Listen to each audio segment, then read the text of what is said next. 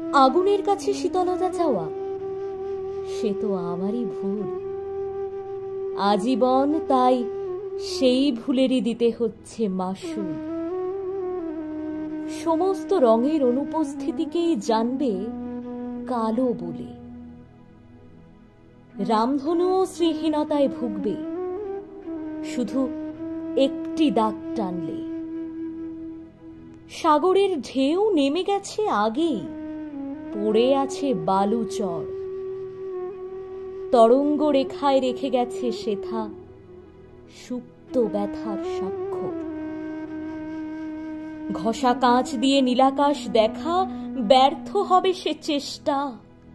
বৃথাই কেন সে অসাফল্যে মনোকষ্টে কাটবে শেষটা।